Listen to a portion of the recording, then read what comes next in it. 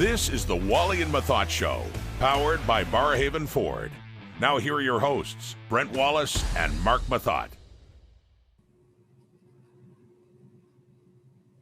Hello, everybody. Welcome to the show. I'm Brent Wallace. He's Mark Mathot. This is our third WAM live show, of course, as always, powered by Barrhaven Ford. Check out their new lineup of Roush-inspired BFC custom vehicles at barrhavenford.com. Now, Craig is busy in the back. He's monitoring the YouTube chat. He's going to take out all your questions and bring it up later in the show. Basically, he doesn't trust us enough to be able to read and to talk at the same time, so he's taking care of that for us. Lots to get to today. What could be, Meth, the last game in the NHL season? Tonight's pivotal Game 4 in Montreal. But first, we like to try new things on the show. We like to experiment a little. So we're going to have our first live guest, and that's brought to you by whitewaterbeer.ca. Go to shopwhitewater.ca and use the 15% off Wally and Mathot coupon and enjoy some lovely Whitewater beer. Now, without further ado, our guest, by the way, is a first repeat guest we've had on the show. He's a huge fixture in the Ottawa area, but now he's going to enjoy the Southern exposure life. We want to welcome to the show Andre Tourigny, now the new head coach of the Arizona Coyotes. Bear, happy you could join us, sir. Thank you, guys. Appreciate it. Do you want to take us through how this all played out? You went to the World Championship. You had just signed a huge deal with the 67s, and now you're in Arizona. How did it all play out? It started at the U18. I was there with Team Canada, the U18 in Dallas, and I saw the crew from Arizona, the GM, the two chief scout, and they just let talk go. So they asked me if I had interest in the job. So I said, yeah, I would.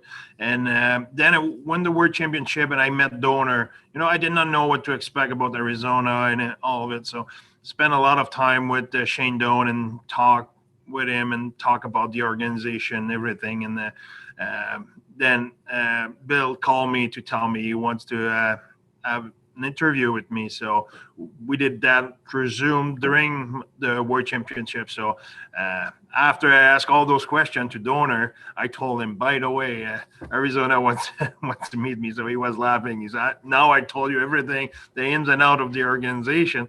So it was pretty funny. But then I had a meeting with Arizona, came back from the World Championship. I had a second Zoom call with the president of the organization, Donor, and the son of the owner. And from there, it went really well. And 2 days later, they called me asking about contract. And we started talking about contract just to see if we could be a match. And then when we got close enough, they asked me to come last Monday. So I was in town last Monday, meeting Tuesday all day with different people in the organization. And Tuesday late, they offered me the job. So I accepted and press conference on Thursday. Awesome news. Did this come out of nowhere, or were you kind of hoping that this season you would be back in the NHL? Like, were you prepared that you were going to be the head coach for this season for the 67s? You know, with my my contract with Hockey Canada, with the opportunity we're coming up with the Olympic, I was not expecting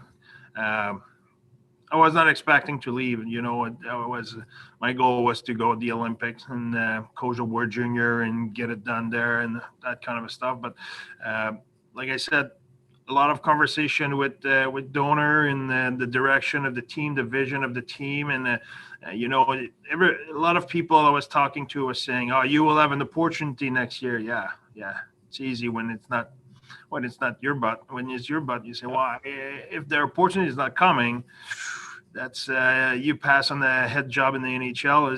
There's 32 of those jobs in the world. There's 8 billion people on the planet and 32 jobs like that. So I think I'm really fortunate to have it, and especially because the philosophy of the new ownership and Donor getting involved with the Yotes and all of it, I thought that was perfect timing.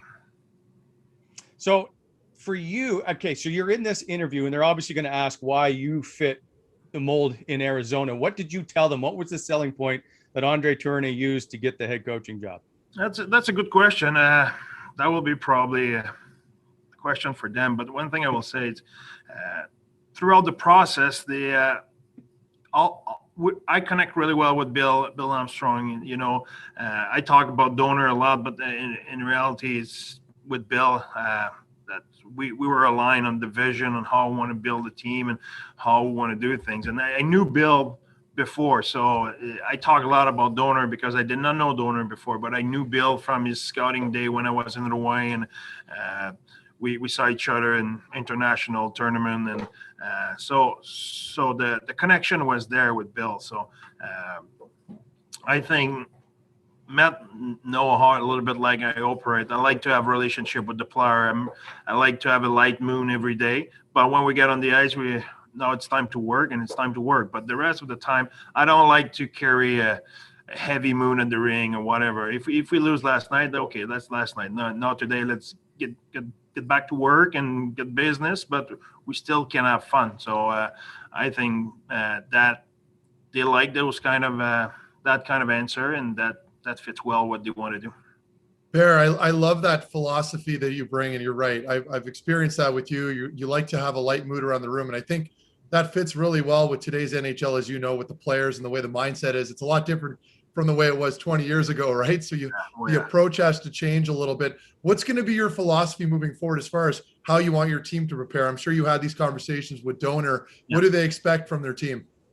Yeah, we had several conversations. I think we all know, Matt, when you start in the NHL, the fitness was important. Now it's not important. It's impossible if you're not in unbelievable shape. So the fitness is important. The way the people in Ottawa know the way I like our team to play, and it's a style who's demanding physically. So we cannot have a team who will be in so shape. We need to be in top shape. I like to play a relentless style. It's a lot of skating, a lot of forechecking, a lot of back checking. It's not I know the schedule in the NHL. I've been lucky to be there, and I know. But at the same time, I want to be one of those teams who are really aggressive and push the pace all the time. So that will be in our practice. That will be in our workout, because that's the kind of play we want to be. That's the kind of philosophy we want to bring. So that will be something we want to establish with the player. So it's safe to say that it's going to be a pretty fast and furious training camp, I'm assuming? That's the way it will be. That's probably. Very good. Very good. So I want to know, you seem to be in your office now. I think when you were in the 67s, you actually didn't use your own office. You sat with the assistants. Are you going to use the same philosophy, or are they going to force you to take your own office? No, that's the same philosophy. Here we have a big place, and that's right now. That was the desk I am right now was the goalie coach. So and no more. It will be me, and we will have 4 other desks here, and all the staff will be in the same office, and the coach's office is across here, and that will be a meeting room or something like that. So. A few details, I like when we have communication. I like when we're all together, and I like to have fun during the day. So when you're by yourself in your office, it's not the same mood. And we made already a few changes where the rest of the room and everything. So we put a new door through the wall we'll give directly on the players' lounge. So when the guys will come for lunch, we'll see them, and we'll be able to say hello and chirp a little bit and have some smile. Speaking of assistants, do you get to pick your own? Or do you have people in mind? Why don't you just tell us now who you're going to hire so we can break that to the world? Yeah, sure. You said we're live, right? No, but we'll do that with Bill. We have a meeting today with Bill, and there's guy I want. Bill, there's guy he likes. So we need to sit together and sort that out. We had a few discussions already about it. We left each other the weekend to keep digging and talk to people and see who can have interest in all of it. And we'll resume today and hopefully finalize our plan. Speaking of the plan, what is your plan, or what is the organization's plan? I don't think you can come in and go, we're a playoff team next year. And maybe you are, maybe that's what you think. I obviously that's the goal, but is there a 2-3 year type plan for you? No, we did not put a timeline on the plan. What we did is meeting the ownership group is they really want to win, and everybody will say they want to win, but are you willing to do what it takes to win in terms of it could be the fast track or it could be the reverse? Like the Sens showed they're serious about winning. They had a lot of pain, but they're building right now with core piece and they're heading towards that direction. There's team who are average for the last 20 years. That's not what we want to be. We want to be a really good team. So it will be we'll have several meetings about what's the best path to do that. One thing is sure, like every team in the NHL, we want to give a good show here in front of our fans, want to be entertaining, but we want to be serious about winning. So what will be the plan? It's not for us building a playoff team. It's building a championship team. And if you build a championship team, normally you should do the playoff. You should make the playoff, and we'll go from there. So that's the plan here. Are you going to miss the snow? I like the snow, but I'm not sure I will miss it. Yeah, the snow for like 2 months is tolerable, but for like 8 months, it gets a little long. So I can relate. You know what? I will love my trip in Canada. Yes. When I will be back home, I'm not sure I will really miss the snow. Good. Which is very fair. Do you have a new SPF to perhaps protect your head in the Arizona heat? Not yet, but I will need to work at it. I will need to work at a good set of hat and making sure I will protect myself. Like I said this morning at an interview in Ottawa, it was 4:45 Arizona time. It was 31 degrees outside. Wow. Have you guys decided or looked into, obviously this isn't necessarily hockey related, have you looked into like different areas where you might live and move into? And are you guys staying around Glendale or are you moving further away? No, we're in Scottsdale. Everybody's Scottsdale. You're all in Scottsdale. If you want to, we're north of Scottsdale North or Paradise Valley. That's where everybody is. And from there, you're going west to go in Glendale. So it's 30 minutes. Yeah. So is that where all the guys live? Like the players and the coaches for the most part? Yeah. Yeah. I will say, I think everybody, there might be one or two exceptions, but there's not many exceptions. It's a little bit like Ottawa with Canada. Yeah. It's a little bit the same. It's about 30 minutes away. Nice. Very nice. Will you use perhaps going into training camp, talking about the way the Montreal Canadiens were as they went into the playoffs? Like anything can happen once we get into the postseason, right? Because everybody wrote off Montreal and said there's no chance they're getting by any of the teams, and now they're in the Cup final. Is that somewhat of a motivator for your team who was just outside basically the playoff bubble last season as they get ready for this year? But I think that's the NHL now, especially 32 teams. Dallas were in final last year, didn't make the playoff. Exactly. Who knows? Montreal, will they make the playoff next year? We'll see. I wish them all the best, but look the team. If we go through the Eastern Conference, we'll find 8 teams who will be really tough to beat, and Montreal will not be in those 8. You can go Boston, Pittsburgh, Tampa, Florida, Carolina, New York Islanders. I'm at 7, and I just went really fast. So Toronto, that's 8. So Montreal has to beat one of those 8. It's not a gimme. And now Ottawa will want to make a push. New York Rangers will want to make a push. We didn't talk about Philadelphia. All those guys wants to win and wants to win the Stanley Cup. So that's how competitive is the NHL. So you can go from Stanley Cup final to not make the playoff. So that's how tough it is. And the player knows year after year, it's become even more tighter and tighter. The difference between being a contender and not making the playoff. Bear, when Bill Armstrong offered you the job, I think you're face-to-face or over Zoom. I guess, can you tell me what the reaction's like for you? I mean, you've gone through, coached in Colorado as an assistant coach, and you were an assistant coach in Ottawa. Then you went back to the Q and then to the OHL with Ottawa.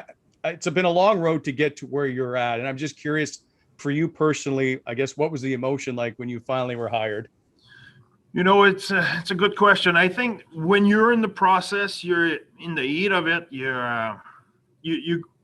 you're without saying expecting it, that can happen. It will go one way or the other, and at some point through the process, everybody I was talking to, they were telling me, Arizona called me to have a reference about you. So I knew, okay, they're serious. You don't start to call everybody if you're not serious. So, and you start to talk about contracts. So you get the money down, you get the term down. So now it's not just a call just to know what's up. So when they offer you the job, you're kind of ready and everything. It's more after they offer you the job, you get it done, sign your deal, and then you look back and you say, wow, okay, you look where you come from, you look everything, and now you start to say, well, that's pretty cool. Yeah, I can't imagine, because I'm assuming this is whenever you became a head coach and had dreams of it, this was your dream, like to coach in the National Hockey League. Absolutely. And like I said, it's when you look back, I see the jersey of the evil empire behind Matt there. And when you were playing for the evil empire, you never thought you will sign that contract you signed with the Sens.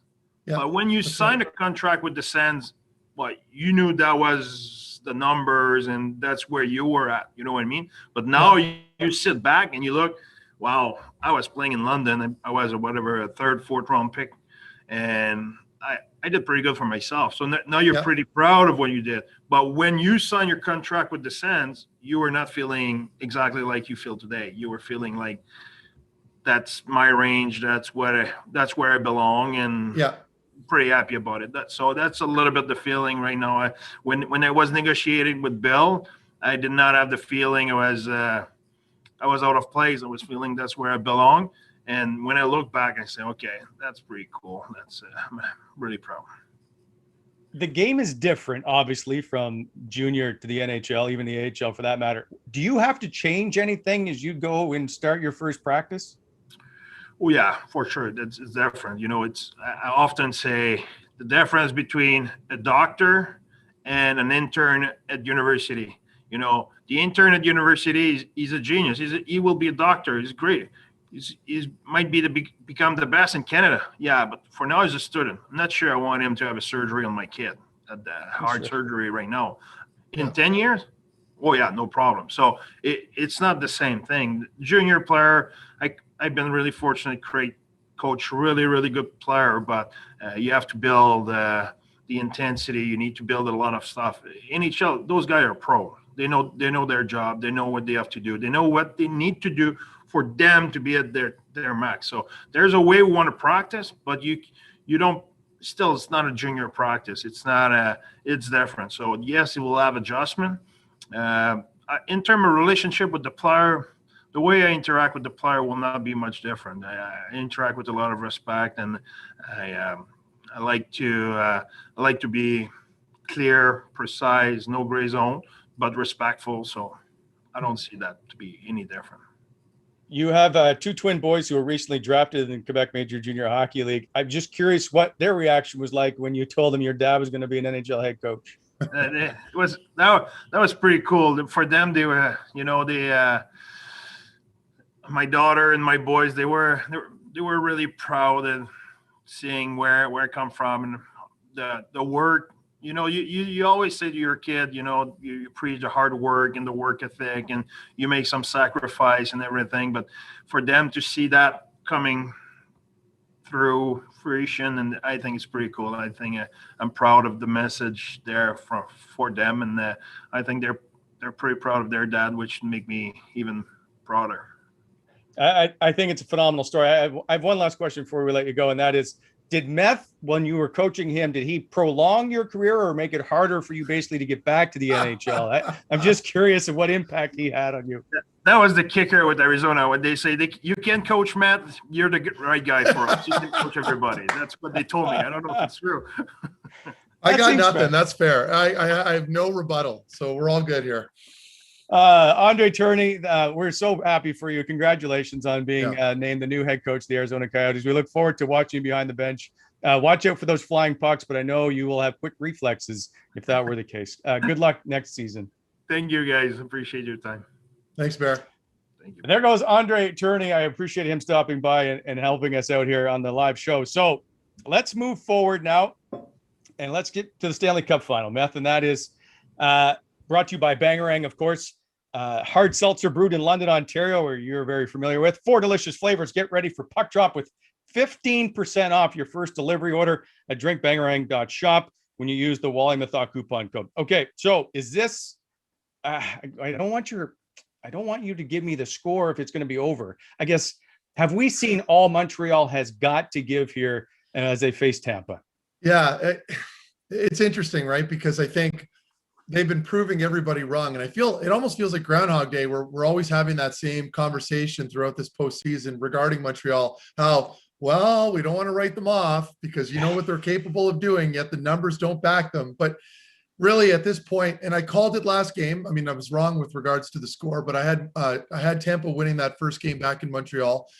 They're at a point now where I think the only way Montreal has an opportunity here to win, in my opinion at least, is if Tampa just doesn't stick to their game plan. These are all Tampa's games to lose, right? So Tampa's going to go into this game, and really, if they get away or stray from their game plan a little bit and a couple guys just have really off nights, then perhaps Montreal has an opportunity. It pains me to say that because I am genuinely cheering on Montreal, or at least want them to win a couple games, Wally, so we have a series, but they're not doing it. Tampa's just too much. They're too deep. And not only are they too deep offensively, but this goaltending and the strong play from their D-core is just rounded off that team so well. So for me, it's Tampa's game to lose tonight, and I really can't put it any other way.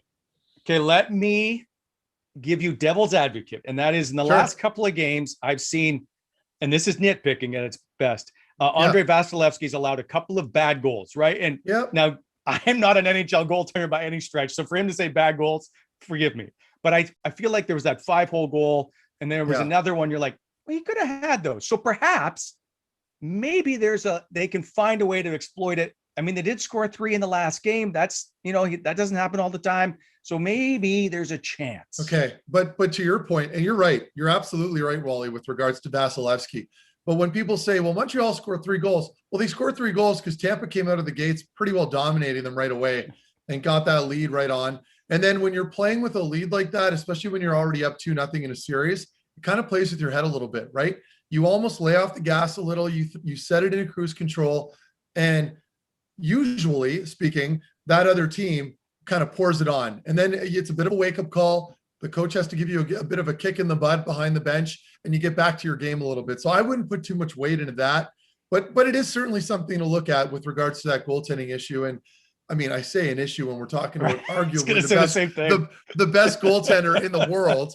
But really, I mean, to me, and it's sad because I did want to see a competitive series. You see the electricity going on outside the Bell Center, and you can't help but gravitate towards that and want that team to do well, only at least for that fan base. So, again, it goes back to my original point. I really do think Tampa's got this thing locked. It was funny. I don't know if you saw it, you see the mayor of Tampa come on. I was going to bring that up. I was going to ask you the question of, okay, so if people haven't seen it or heard the mayor, who, by the way, is Jane Castor. She's the mayor of Tampa. Yeah. What we would like, quote, what we would like is for the Lightning to take it a little bit easy, to give the Canadiens just the smallest break, allow them to win 1 at home, and then bring it back to Amalie Arena for the final and winning of the Stanley Cup. We don't want to get ahead of ourselves, but we are playing some amazing hockey. So I guess Tampa is going to just give up this game so they can go back and play game 5 and win it on home ice. Yeah. And it's funny because that reminds me back in junior when we were making that Memorial Cup run, but we were still in the playoffs for the OHL championships back in 2005. It was a lockout year. We had a ton of attention, and we were playing the 67s in the final series, of course. And we were about to sweep them, but we lost game 4 and then came back and won at home. And it almost kind of reminds me of that because I think partially that was almost by design. I can't believe I'm saying this, but we were able to go back and win. Yeah, man, I'm telling you, because winning on the road sucks. Like it's not the same. Being able to get that championship at home in front of your own crowd, and then being able to go hit the streets after with the trophy, go to different bars and restaurants, and it's a different animal. So there's a bit of truth to what the Tampa mayor is saying, although it sounds insane. There is some truth to that, and I can understand. But at the NHL level, I wouldn't risk it because it would be an absolute disaster if Montreal goes on to win the next game. So again, I thought it was funny that she came out and said that. It's another distraction that I'm sure the team's irritated by, but not much you can do about it when a politician comes out and says some words like that. I know that I think there's 16 players on Tampa who've won the cup last year. So yeah, it's not like this is the be all end all because they do have their cup. I kind of get this, but I'm just saying for those guys who haven't won it, I can't imagine them going, yeah, you know what? Let's just take our you have a chance at the Stanley Cup. I would take it anywhere. You're in Montreal. I'm sure you can find a place to party. Yeah, absolutely. But more importantly, and John Cooper had a good quote before the series started, or at least maybe after game 2. But they were asking him with regards to having that hunger despite, having just won one. And what's the mindset like? And he made a really good point in that when you win a Stanley Cup, it just creates even more hunger to get back to that dance because it's such a cool experience. And it's true because when I went through that again, Memorial Cup's not the same as the Stanley Cup, but it's still a pretty significant championship. And when we won that, I had this weird yearning for it right away following season, but I ended up in Syracuse. But the point is, I don't buy the whole, well, they've already won one. They might lay off the gas a little bit. They're going to get complacent. It's not true. It'll only make you hungrier as a player and a coach. So I think the series ends tonight. I really do. And I think the ball's in Tampa's court. And really, at this point, the way they've been playing, they're a giant out there right now. And it's going to take a lot more than what Montreal's provided so far to get that win. It just is. I'm curious if you never got to play in a cup final. So how, I don't want to call it a regret, obviously, because it's not just you that has but is that like one of the big voids in, I guess, your hockey career is just not even having a chance to play? Yeah. And that's something that players, particularly veterans, speak about. Veteran hockey players, excuse me, when you get into the league as a young rookie or maybe a sophomore, they always drive the point home. Listen, even though you're young and we happen to be in the playoffs this year, you may never get into the postseason again. And Andre Tourigny touched on that earlier, and that the NHL and the parity is so great that really you can make the postseason, make a couple rounds in, just like Montreal this year, where they make it to the final. And they may not get a sniff next year. They may not even make the postseason next year. So it's incredibly challenging and difficult. And that's where having good veterans is incredibly important, to be able to verbalize that to the younger guys and explain to them the meaning and the significance of what it's like to be here right now and not to take advantage of that, because it may never happen again. So there are a lot of really good quotes there. Andre made a really good point there too. It's special. And Wally, you've covered a lot of NHL playoffs. You know what it's like. It's a different game.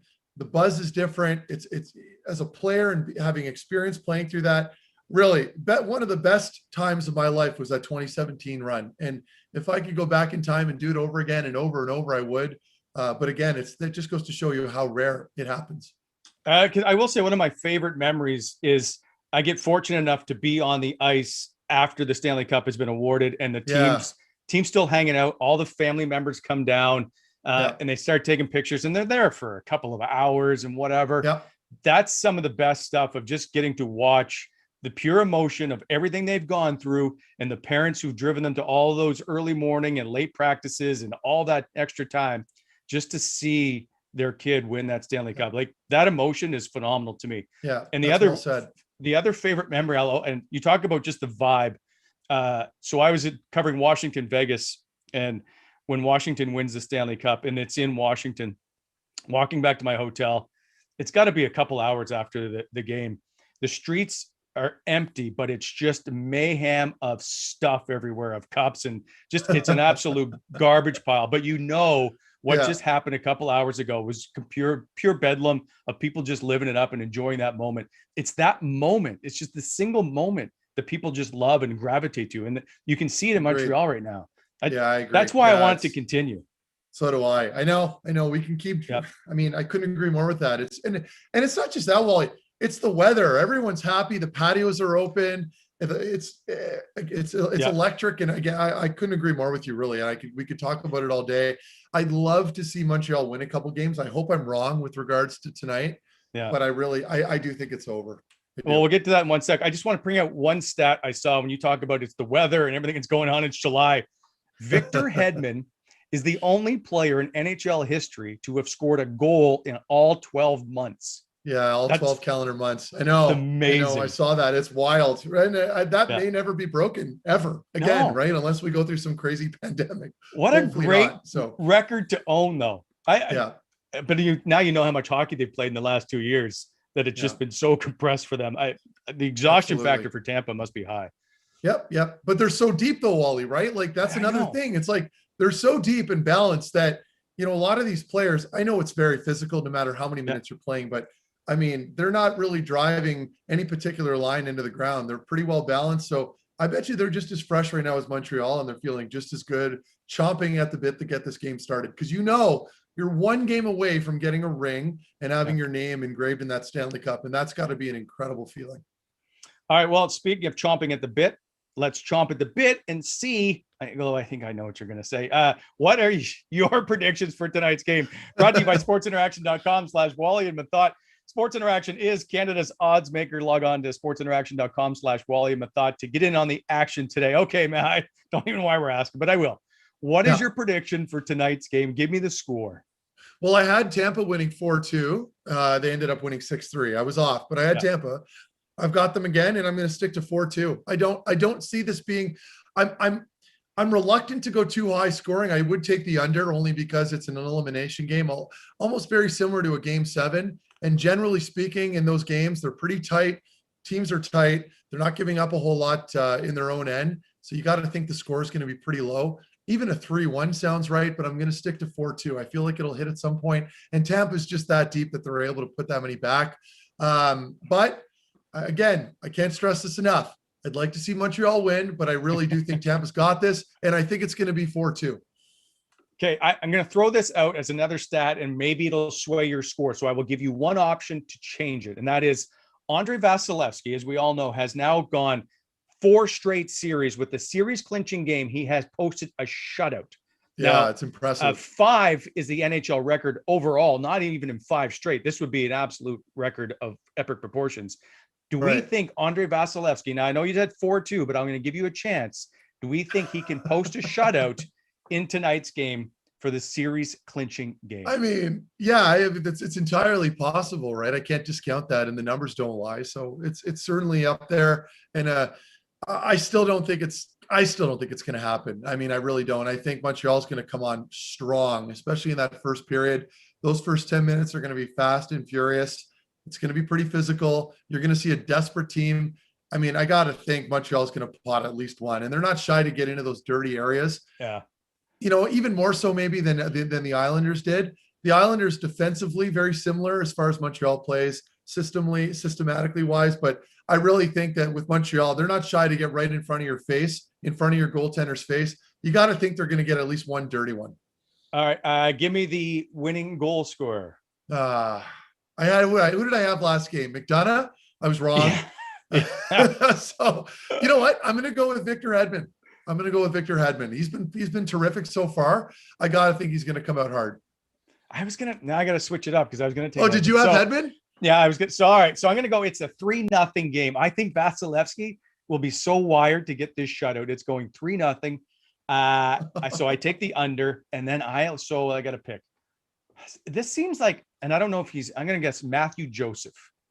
It's going to be a guy that, you know what, is going to make a difference, who's not a top line guy. So Matthew Joseph is my pick for tonight. Yeah, that's good. I actually don't mind that pick. And that reminded me, I meant to mention this earlier. I think Montreal's making a change on their D, right? I think they're bringing in Romanov. And they were bringing in, who is the other defenseman? Oh my God, I'm having a brain fart. But I think they were making some lineup changes. So Romanov, I could see maybe having a night as well. I don't want to throw any predictions out there, but when you bring in fresh blood like that, under like these extreme circumstances, players just tend to find that extra gear. Those are guys to look out for sure. Yeah. I always wondered if there's a little bit of momentum switch. And I know they're not big names. It's not like they're bringing, I don't know, some huge star back in the lineup, but is there enough to create? Because if Romanov goes out right away and makes a huge hit or makes a big play, I think you're going to start to feel that, right? Yeah, for sure you will, for sure. And that's the difference at this point, right? When you've made it this far, you've been playing such a very consistent type of game, and then you bring a new face or some fresh blood, and they lay a couple hits or maybe provide some good scoring opportunities for your team. It just kind of reinvigorates everybody. It gives you that extra boost. We all thought that Ducharme was going to bring that in for them last game. Things went downhill pretty quickly, which reinforces, Wally, the point that I made with regards to players versus coaches and the coaches' effectiveness or presence behind the bench. And Barry even touched on it, right? NHL players already know what they're doing for the most part, right? Like you don't really have to hold their hand very much like you would a junior hockey player. They know what their job is. And even when you make a mistake out there, generally speaking, you don't need to get slapped on the back when you get off the ice. You already know what you did wrong. So for me, it's not about the coaching staff. It's more about the players and bringing in those fresh faces. Hopefully it might give them a little bit of a boost. Well, Meth and I both have the Tampa Bay Lightning sweeping this series and winning the Stanley Cup back-to-back. I think the 9th team to do that. And I don't know how many years to win back-to-back games, if not ever. Now, go log on to sportsinteraction.com/volume of thought and make your picks. Sportsinteraction.com is Canada's odds maker. All right. WAM Live is powered by Barrhaven Ford. Barrhaven Ford recently introduced its all-star lineup of custom builds. It's the Barrhaven Ford Customs. Barrhaven Ford has brought Roush-inspired custom F-150s, Rangers, and Mustangs to the nation's capital. At Barrhaven Ford, they build the truck or Mustang the way you want it, customizing each truck to fit your individual needs. Visit barrhavenford.com/BFC Customs or go see them at 555 Dealership Drive in Barrhaven. All right, now for one of our favorite features with one of our favorite people, Meth, it's From Russia with Sokolov, presented by Faces Magazine, who just released their July issue featuring Nick Paul and, of course, Tom Green. Go to facesmag.ca and check it out.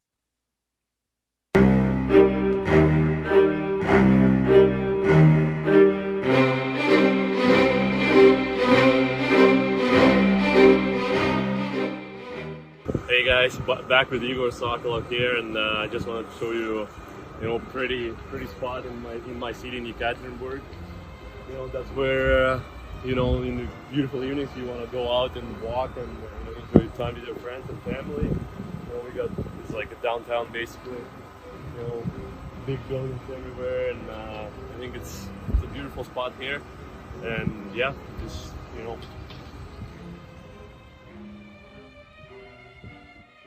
Hey guys, just wanted to show you another part of my city. It's it's the first president of Russia, and he was from my hometown. It's obviously it's his building, I guess. Like they built it. It's in downtown as well, and I think it's really pretty cool to show you guys. Where's that at? And it's pretty round.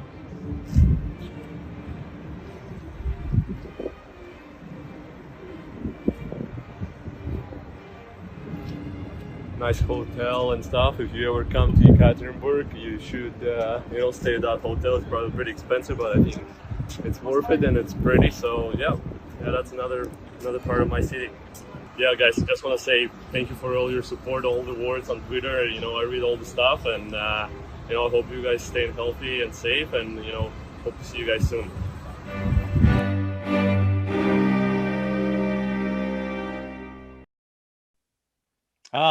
Love that guy. He just does. I can't get enough of him, and I can't wait for him to get back into Ottawa training camp. We get a chance to see him in person. We clearly got to take him out for a beer or something at some point. Welcome back to the show, Craig. Lots going on in today's show. I don't know what it's been like in the chat, but good to see you. Yeah, it's been good. You know what? Everything seems to be working. So let's not kick any wires or unplug anything here. But we seem to we did a live interview, boys. Great job on that. We rolled the Sokolov thing, so things are going good. I think I'm feeling confident that we're on our way here. So that's good news. Yeah, good work together, boys. And that Sokolov one, a lot of fun. The chat was digging that one. So shout out to everybody who checked that one out. We'll post it on social and stuff a little bit later, so everybody else can check it out. But for now, thanks for joining us live and catching it first time around. Yeah. Anyway, I know we have more things planned for, hopefully with Igor and from Russia and from wherever else he lands. So we have skipped it over, and so maybe now is a good time to talk about. We had a little golf tournament on Friday at Equinel. Yes. So it was I think it's called now the O-Town Show. It somehow has its own name, for crying out loud. That's good. Ian Mendez and Sean Simpson took on us. We had to avenge our earlier loss after missing our putts on 18. Meth, how'd we do? I thought we did well. Did we not? I mean, and given the circumstances that we hadn't really been playing very much, that was my second round this year, but I felt much better. Drives were in play. I mean, I don't know. I think we were playing to our ability finally, and we got a more outright win. I think it was a more convincing win, which is nice. Gives us the clear-cut edge at this point. Because what did we end up winning? We were up like 4 by the end of it, right? Well, overall, like we didn't have to finish the last couple of holes, but we won I think we up 5 holes overall. Yeah, but they were good sports. I don't want to bore everybody with our round of golf, but it was a lot of fun. We really enjoyed it, and I think we're going to be looking for a tiebreaker here at some point. What'd you guys call it the other day? You made fun of me because I didn't understand the term. Yeah, you called it a rubber. Yeah, and I'm like, what is a rubber match?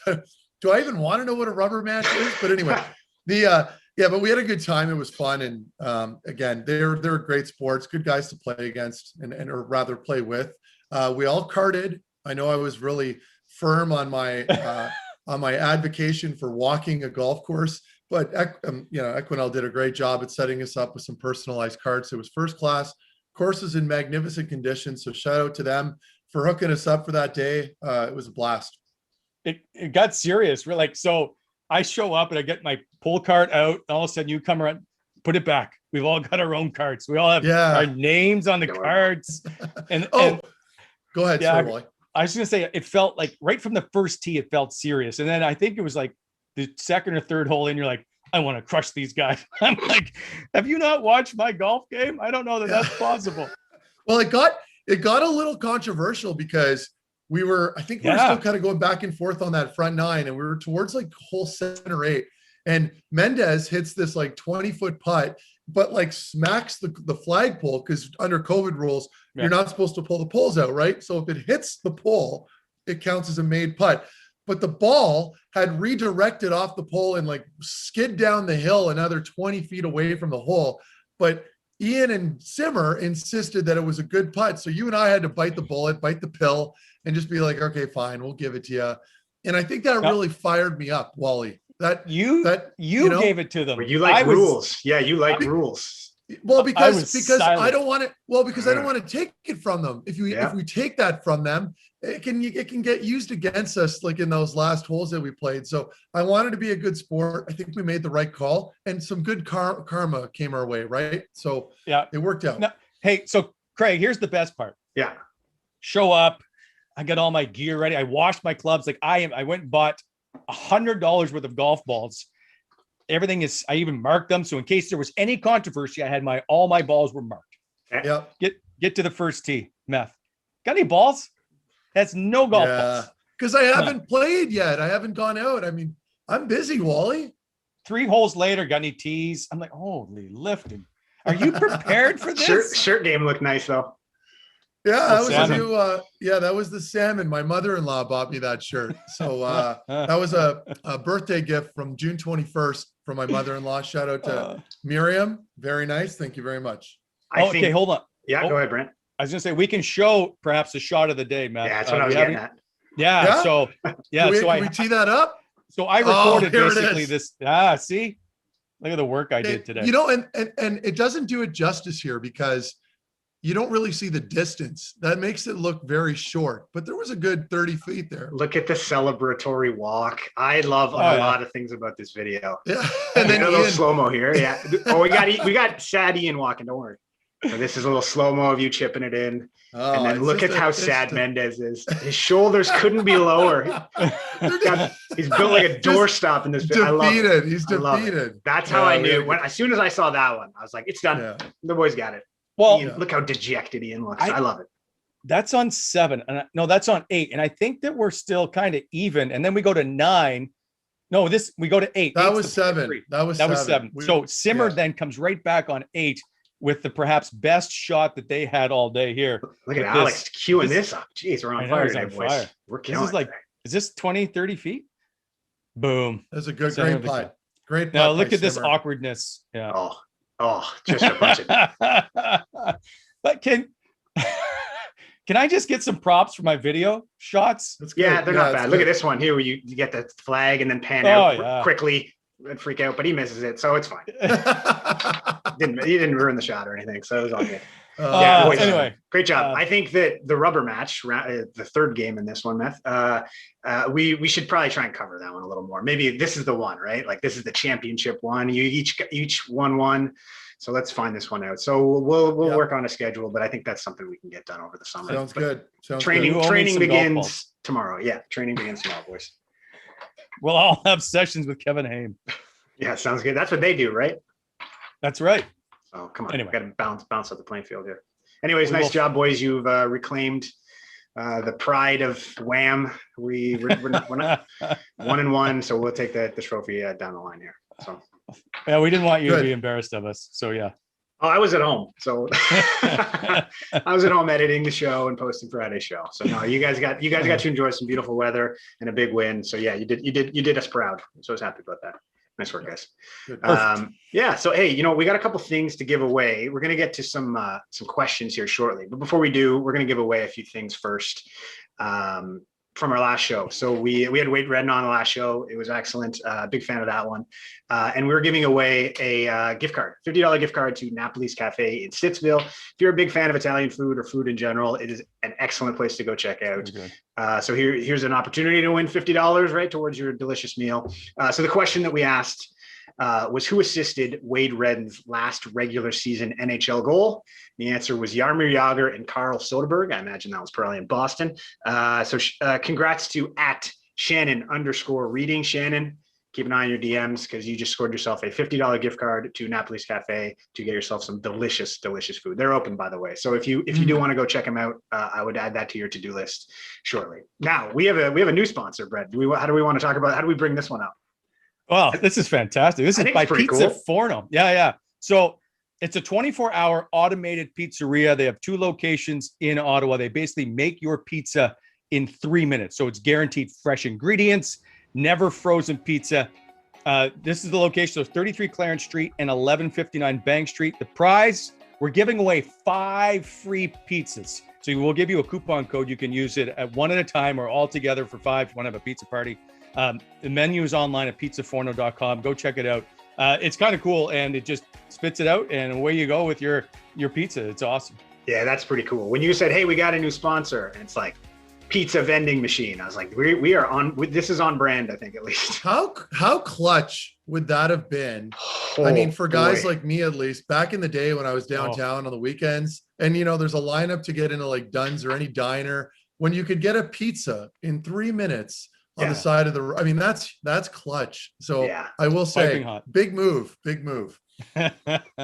We should get some of these. I'm going to go get one of these pizzas at some point here. Take the trip out, see what it is. Because I mean, anything to avoid that McDonald's at 2 a.m. too. Like if I could just McDonald's, that place is like it's crazy. You go in there and there's people fighting, rolling all over the place. Remember the video that had gone viral where there's like this woman fighting a bunch of guys and ragdolling them, and then there's like a raccoon lady in the background with a like it's just like it was on World Star, I think, on on Instagram for a while. Anyway, if you could avoid that McDonald's, you're good. Now you can get pizza. So you're all welcome. Okay, so today's question is actually it's a fun one, right? So the Sens are picking 10th overall in the upcoming draft.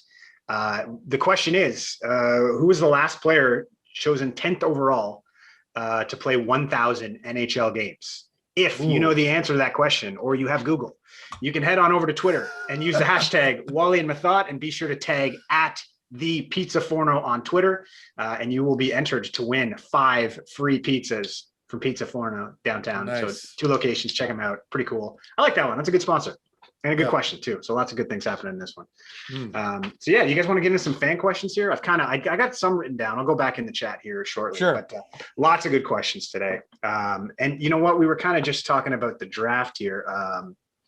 One thing, I mean, expansion draft's coming up. And so one way to look at it here is someone's asking, who do you think Seattle might take from Ottawa in the expansion. A little bit of an early, we're getting kind of the early things here, because I think long term, I'd like to get your full protection list. I think what would be fun too is if you guys each drafted a team for Seattle. So I'd like to see kind of some of those things down the line. But if you just preliminary thoughts, which way do you think Seattle might go when it comes to the Ottawa Senators and which player they might take? I think they're going to take Tourigny. I really do. I think if you're Seattle, you're looking for some utility players that can, fill different roles at any given point. A guy like Tourigny would be perfect.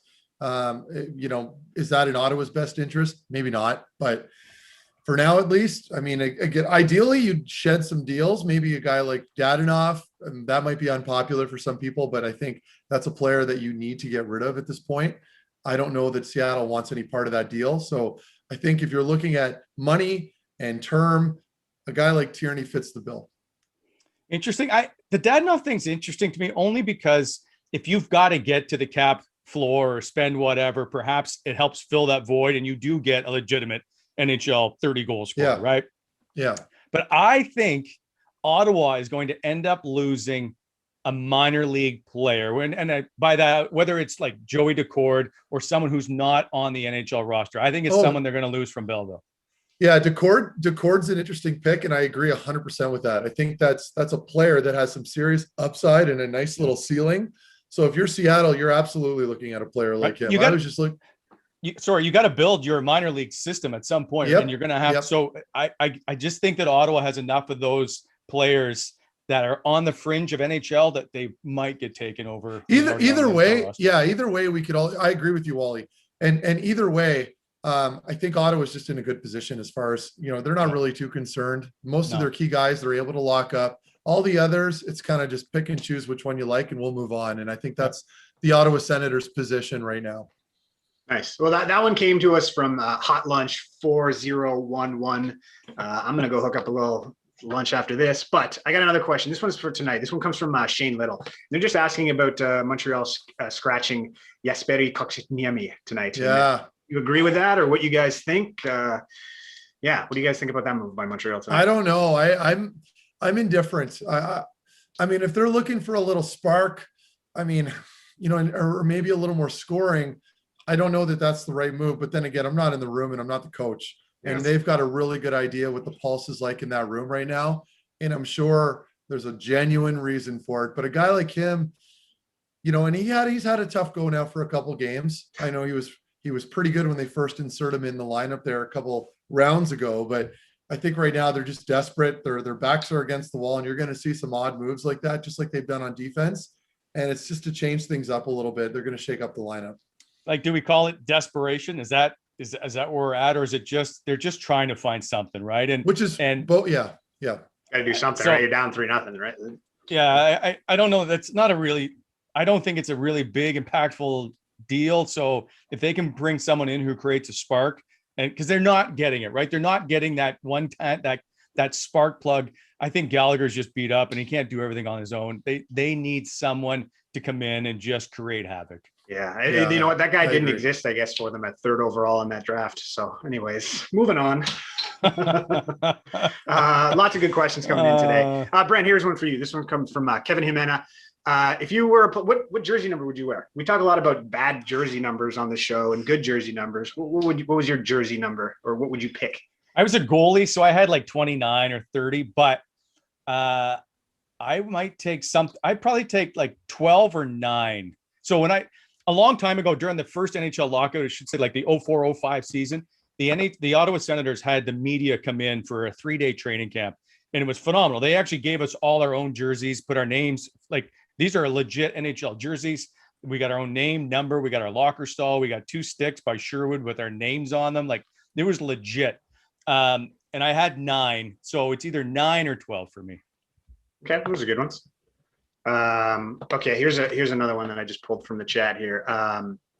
This comes from Ninja High in the chat. He asks, he says, not everyone is going to get better next year. Who is most likely to have a bad season? Who are we predicting that maybe doesn't bounce back or doesn't repeat a playoff appearance? Like Tourigny mentioned Dallas, for example. Like, they took a step back this year. Is there a team that's coming up that maybe you're not feeling the love for? Dallas is a tough comparison because they actually went through some serious stuff throughout the year with COVID and the storms that hit through. that devastated some of the areas there. And so that was sort of an anomaly, if you ask me. But I agree completely with the statement as far as any given team that you think might be in the playoff next year can entirely be out of it. And I think Montreal is a good example of a team that potentially may not even make the postseason next year. Can't believe I'm saying that, but really, I mean, at this point, when you look at the makeup of that lineup and how old they are, and a lot of the veterans on that team, and they're going to have a short summer, they're going to be pretty banged up. Is Carey Price going to be the same player next season? Is Shea Weber going to be the same player? Are all those defensemen? So those are little questions that I think need to be answered, but we won't know for sure until the season starts. But I certainly think that Ottawa they have a good opportunity to get in there, to kind of sneak into that back door, into that 8 spot, maybe even a 7 spot. But again, Andre made a really good point, and you just mentioned it, Craig. With the parity around the NHL right now, any team, literally any team in that Eastern Conference can make it or break it. So we won't know for sure until you're about 10 or 12 games in next season. Well, I was going to say, like, you could take, and Toronto's going to have to do something. They've got to do something to mix up that lineup or shake it up. And we don't know that Freddie Anderson's back in goal. I think that there's some issues in Toronto. So even Toronto, I know they're a pretty good hockey team, but Winnipeg, Edmonton, Calgary, you can't be sure that those 3 teams, along with Montreal, are like, all of them could be out one. You know what I mean? You talk about parity, it's everywhere. Yeah. And to your point, with regards to Toronto, though, I mean, I don't fall into that whole knee-jerk reaction club right now. I'm not in that. Like, they just finished first in the North. They choked. They did. That's it. That same group can take you to the final if things just click a little bit better. They can. Look, I get it. You want to shuffle some things up, but your role players, this isn't a situation where, well, Mitch Marner and Austin Matthews don't have a good supporting cast. That's all BS. Their supporting cast carried them into the playoffs, and excuse me, not necessarily carried them into it, but they were performing in that first round. Like guys like Spezza, all the players on those bottom lines, they were contributing. It's your top players. So if your top players are the issue right now, well, you're not going to move Marner. He's a top 10 NHL player, arguably in the NHL, at least as it stands right now. And with him and Matthews, I mean, what are you going to do? And Tavares goes out, he goes down in that first round as well. That shakes up your whole team. That sets you up for failure. I'd love nothing more than to crap all over that team right now just for fun, because I can't stand the fan base when they filled up our building in Ottawa. It drove me nuts. But they're a legitimate team, and they've proven that all year. But something's not right with that team in the postseason. So you've got to find. You can move William Nylander, whatever it is. You can move a piece to bring back in something else to find that missing element, right? And their goaltending. You had Jack Campbell was the one that was taking you down that road. Is he a number one goalie? There's those issues. Yeah, and sorry, Wally, I keep jumping over you because you made a good point. I didn't want to lose it. The point about William Nylander, like for me, that's a guy that you could use right now as trade bait. I really believe that. People will probably hate me for saying that. I'm sure a lot of the Toronto fanboys are going to come after me for saying that. I don't care. I don't think he's an effective player in the postseason. I just don't. I know he was pretty good this year, but he's not a kind of guy that imposes his will and takes control of the game. He's got a good cap hit. A lot of money right there that you could shed. So for me, if you're the Toronto Maple Leafs, if you're Kyle Dubas, that's the kind of guy that you could use as a piece to bring in a player like a Josh Anderson type, which, by the way, I understand are far and few out there. They're not exactly available all across the NHL. But if you could bring in a power forward like that can still play and isn't over the hill, that's the kind of guy that I'm looking at right now.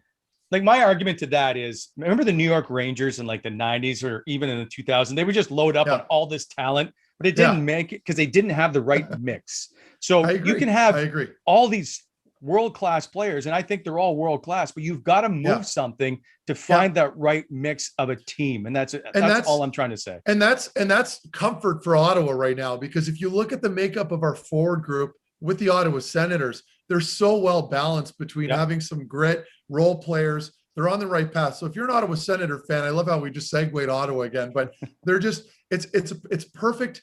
This is a perfect opportunity to look at your team as a fan base and think, okay, we're actually heading in the right direction here. We don't need to panic. Look at Toronto. They just dusted the entire North Division all year.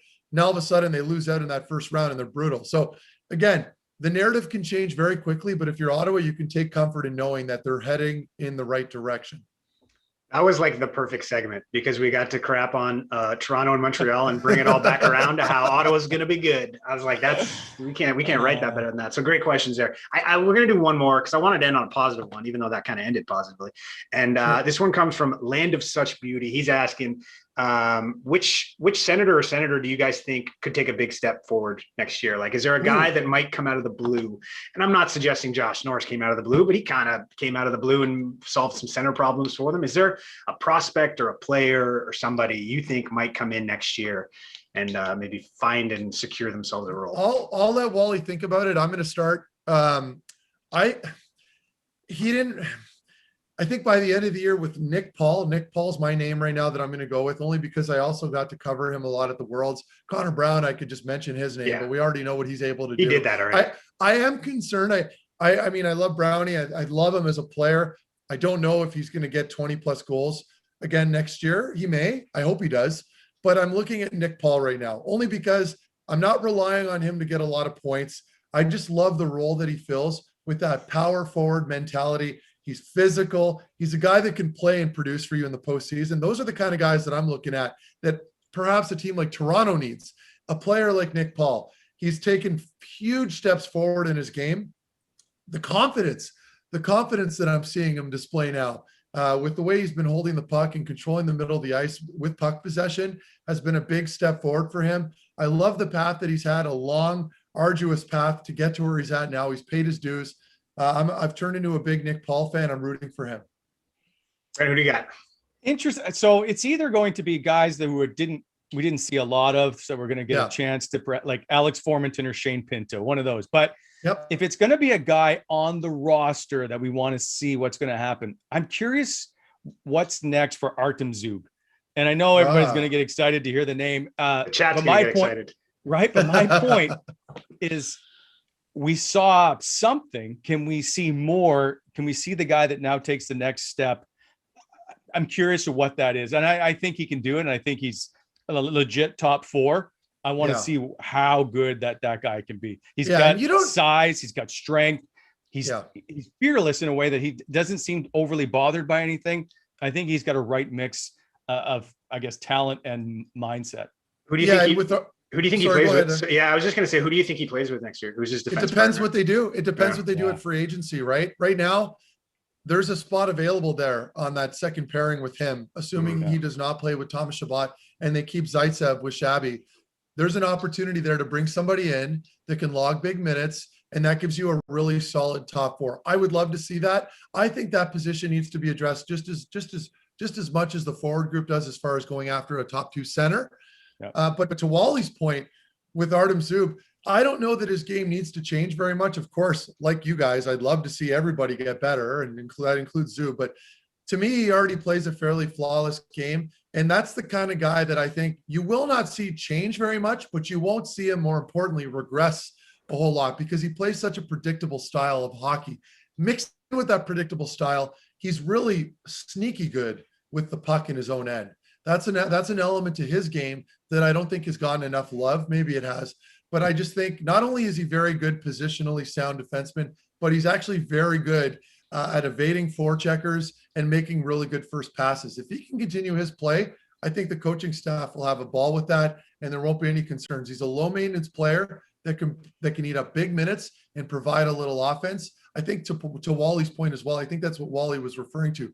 Maybe he takes a little bit more of a step forward offensively, but at his age, I just don't see it happening. I do have a question for both of you. I'm going to just go off script here for a second. I put this out on Twitter today because today is July 5th. And for Sens fans, it's not a great day knowing that Daniel Alfredsson signed with the Detroit Red Wings on July 5th, 2013. But I'm trying to now make it a positive, and that is, so I put out a Twitter poll question today of, should Daniel Alfredsson be in the Hockey Hall of Fame? And I know that we're a Sens-focused, my Twitter followers are a lot of Sens fans and whatnot, but I'm like, this is a guy that I don't understand. He was the 75th player in NHL history to record 1,000 points. He played over 1,000 games.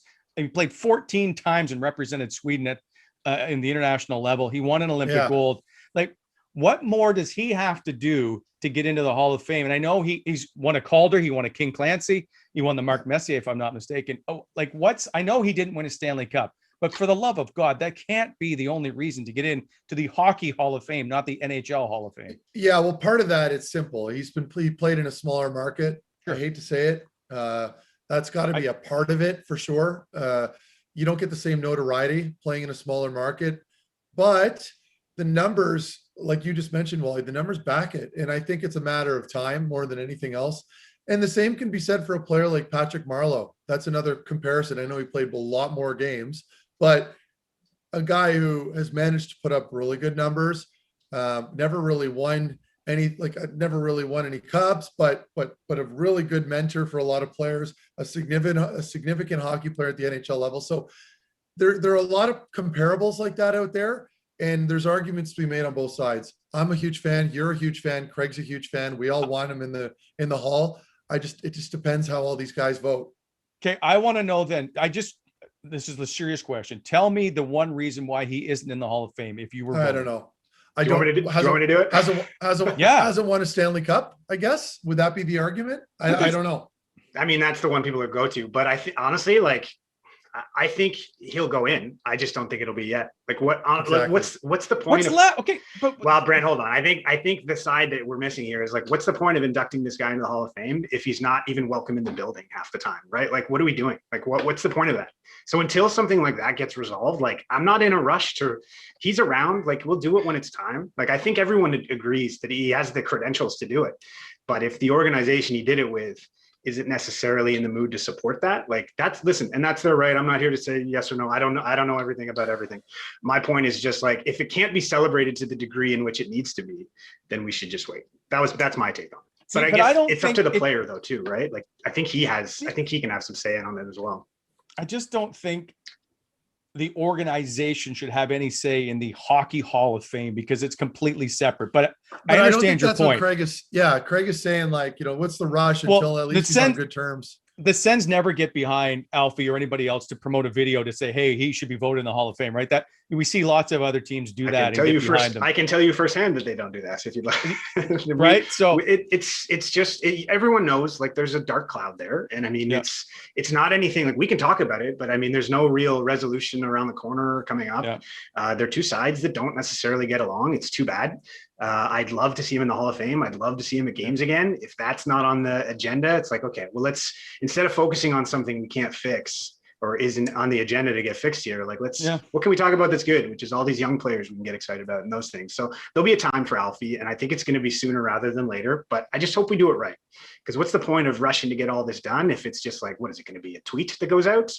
Yeah. Like, that dude should be at center ice. Yeah. So anyways, that's my take on it. I understand, like, there's obviously some issues that need to get ironed out there. I hope they figure it out, but I'm like a lot of things, I'm not waiting for it. Like, Alfie will go in when it's time, and I guess it's just not time yet.